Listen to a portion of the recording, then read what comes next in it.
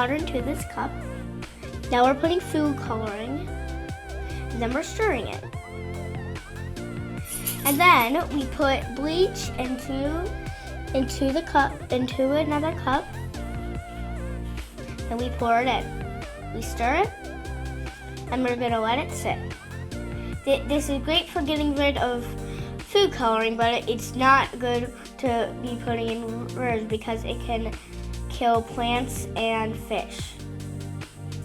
So it's already getting lighter.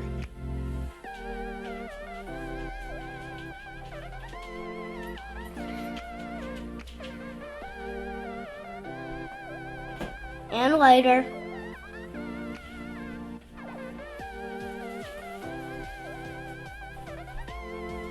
And lighter.